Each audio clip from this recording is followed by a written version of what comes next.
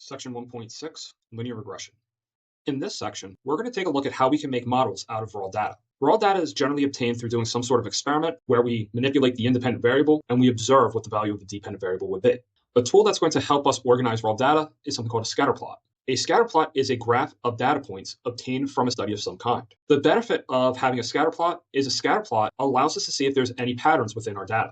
Our first example, we're going to make a scatter plot out of data provided. The number of manatees spotted in Florida waters has been increasing since 1975. Data are given at 5-year intervals in the table provided. We're going to draw a scatter plot of the data, and we're going to use t equals 0 for 1975. The reason why we're using t equals 0 to represent 1975 is that data is starting to be gathered in 1975. So using 0 to represent 1975 helps make the number smaller, which will help us work with our model. If 1975 is represented with 0, 1980, which would be 5 years after 1975, would be represented with t equals 5. 1985, which is 10 years after 1975, would be represented by t equals 10. 1990 would then be represented by t equals 15. 1995 would be represented by t equals 20. And the year 2000 would be represented by t equals 25. Now we can go ahead and make our scatter plot in Desmos. To help, we're going to use the table. We'll use t for the years, and we'll use y for our manatee sightings. Now we'll just start entering the data from the table. So now we can see that all the data points are put into our table, but we only have one point showing up in our graph. So let's go ahead and zoom out. And now we can see all of our data points here. This would be our scatter plot, and we can see from the trend that as t gets larger, as time progresses forward, we can see that the manatee sightings are increasing, which yes, we do see from the table, but the scatter plot, especially if there's a lot of unorganized data, helps really visualize that trend.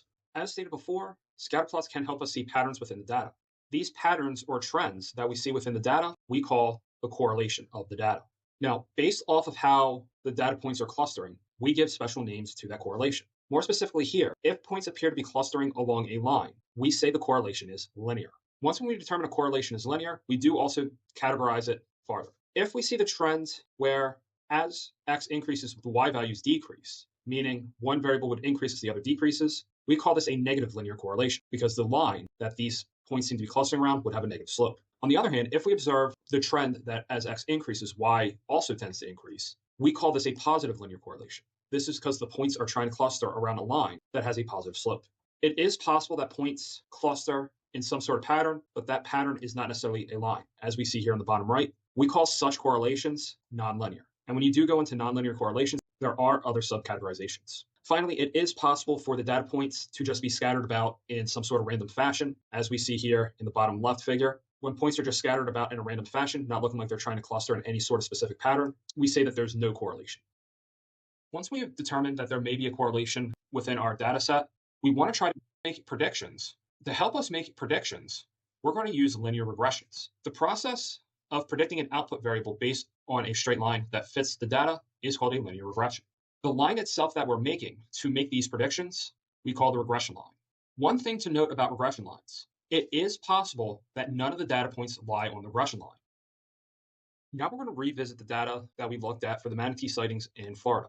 What we're going to do first is we're going to write a regression line for this data. I still have the table here that we used to make the scatter plot from the first example. One issue with making the regression line in Desmos is with our choice with variables. They don't like when we just use t and y or x or whatever letters we choose.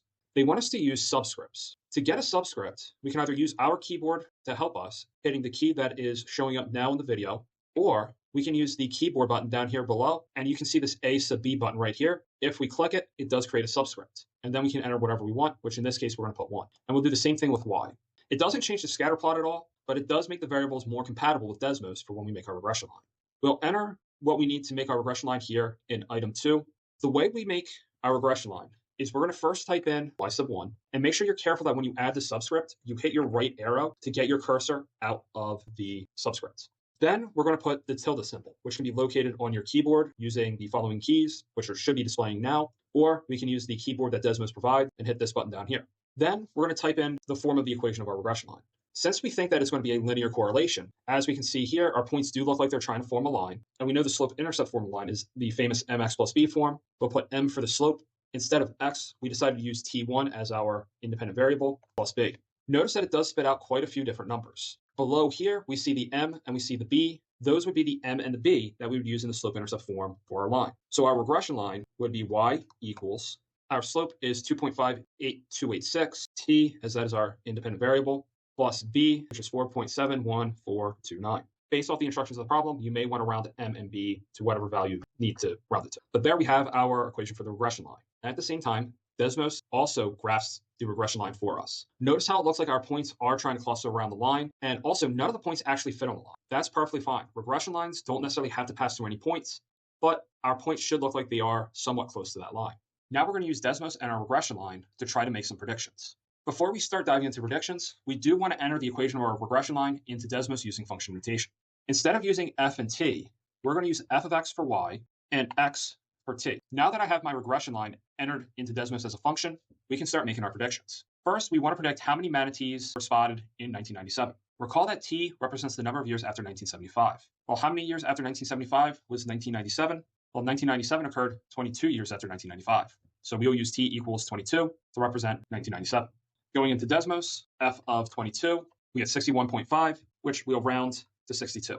Next, we'll predict how many manatees will be spotted in the year 2002. Well, remember, t represents the number of years after 1975. Well, 2002 occurs 27 years after 1975. So t equals 27 represents 2002.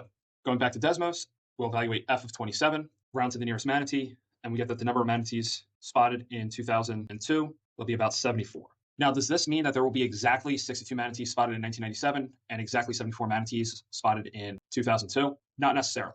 But the number of manatee spottings in those 2 years should be around 62 and 74 respectively. But how do we measure how good the prediction is?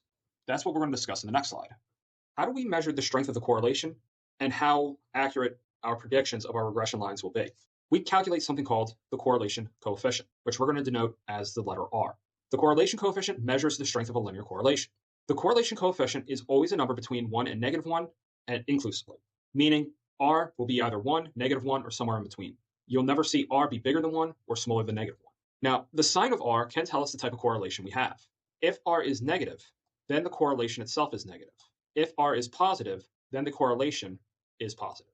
If we take a look at the figure on the right, notice how we have the various positive R's, R equals 1, 0.81, and 0.75, and notice how the correlations are positive. We can see that the trend is going upwards.